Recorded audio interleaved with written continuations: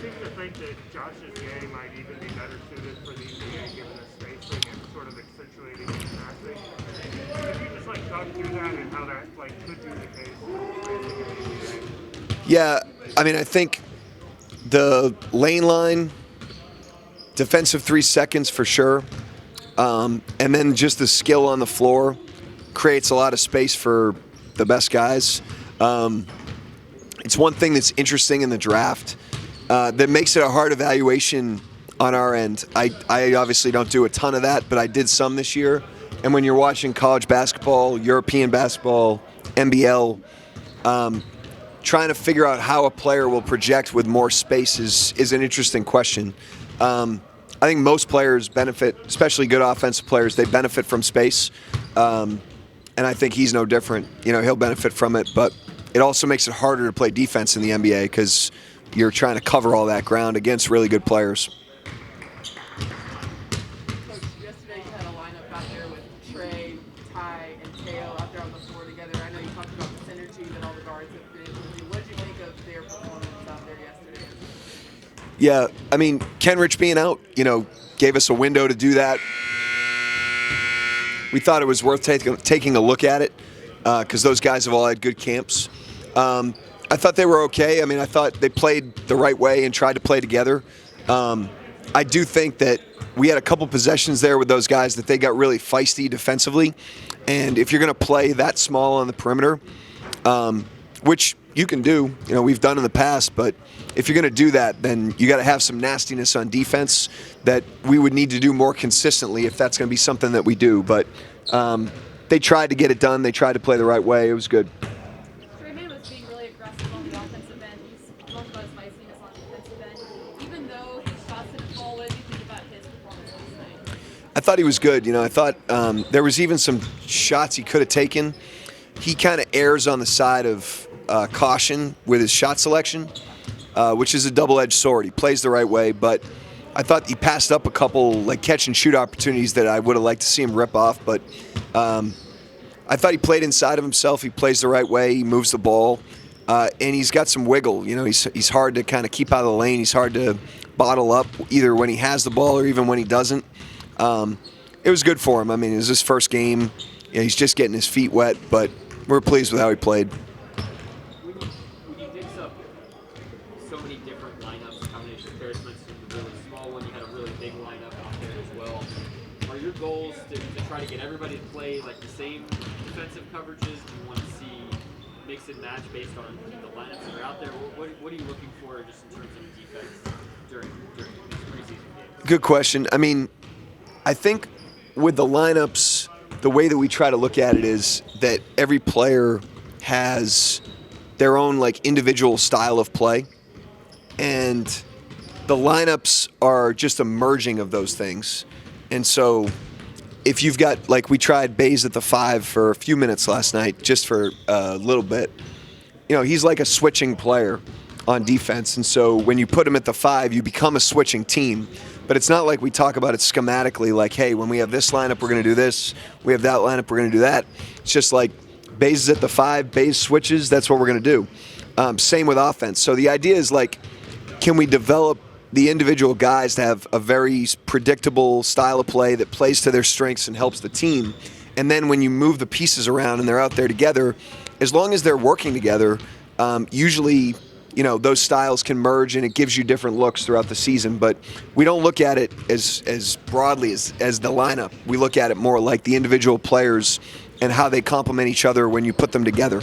So when guys talk about like knowing your teammates and just knowing each other, having that innate, I mean, when there's a match of guys coming together on the perimeter, is that an example?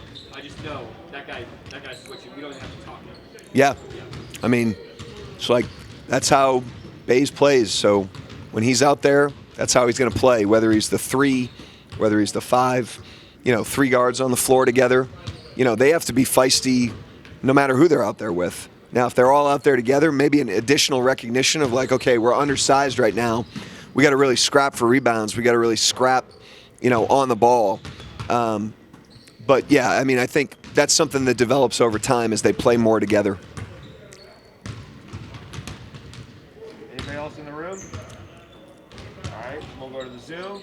We've got a question from Graham. Go ahead, Graham, with your question.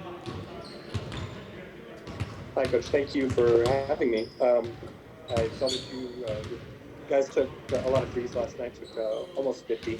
I was just wondering if that was a matter of them getting comfortable, or is that been a preseason point of emphasis that you just want them to know that they have a green light and they can take it if they've got it? Yeah, I mean, not all threes are created equally. I thought there were a couple that we squeezed off that, probably aren't ones that we want to take, that we saw on film today. And then there's others I thought we passed up. I thought Maladon had a really good look from the right wing in the second half. Like I said, I thought Trey passed a couple up.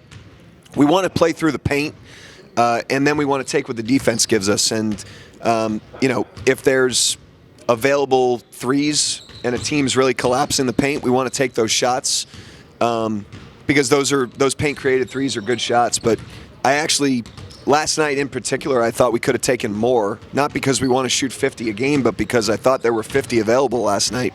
Even like the couple turnovers at the end of the first half, Lou had one, Baisley had one, where they were in the lane, and we probably had more open threes on that. And at the end of the day, if we're generating inside-out open threes, we're going to take as many of those as a team's going to give us. Thank you, Coach. Next question, we got Christos Saltas. Go ahead, Christos, with your question. Hello, Coach. How are you? Hey, Christos. I'm well. How are you? I'm fine. Thank you very much. So, how many steps forward do you think that you made as a team after the first preseason game? And what was the most impressive part on both ends of the floor from your perspective about the growth of your team and about the attitude on both ends? Yeah, good question. I mean, defensively, I thought the most encouraging thing was our shell, particularly at the basket. Like, I thought our lowest defender, which is going to be critical for us, was really in there last night. Offensively, I thought we really moved the ball, especially when the ball hit the paint. I thought we generated a lot of good open looks on a lot of possessions. Those were encouraging. And the step forward is just that we had a game, and we were able to figure out kind of where we're at, what's carried over, what we need to clean up. Like I said last night, if you don't play a game, you don't you have blind spots as to what you need to improve on. And so we learned that. Our guys came in with a great attitude today. We got a great film session in. We cleaned a lot of stuff up. We'll work hard in the next 2 days of practice and, test ourselves again on Sunday. We got our next question coming in from Michael Kinney. Go ahead with your question, Kinney. Coach. Hey, Michael. There's a couple times last night where the team got down big, but y'all were able to grind yourself back into the game and make it close. What you see in those rallies, regardless of the lineup that was out there, that allowed them to make those little comebacks? Yeah, I thought we got it going a couple times there. End of the first half, we won the last 2 quarters, so obviously we played well enough in the last 2 quarters for sure. At the end of the day, I think we talk about it's a 48-minute game. Learning the length of an NBA game and how many possessions there are, I think, is a skill that experienced players know and that young players have to learn and that we as a team will have to learn.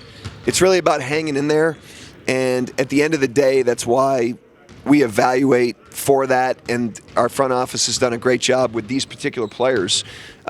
We've got resilient people that kind of hang in there as people, and then it's just learning how to apply that to competition. And last night I thought was an example of that. We got a little feisty after we fell behind. There's going to be plenty of times that we're up, plenty of times we're down throughout the course of the season, and we just got to play through all 48 and just keep a resilient spirit. Anybody else on the Zoom? Did you have to yell louder last night at home than you're used to? I was yelling loud at the Blue Building. The acoustics in the Blue Building are like the real deal, and I lost my voice. And I'm like out of coaching shape right now. Like my voice isn't ready, my sleep's not ready. I got to get going. So my voice was gone before the game last night. I was worried we were wearing you out in press conferences. No. And we're testing for COVID regularly, so it's just halls can take care of it.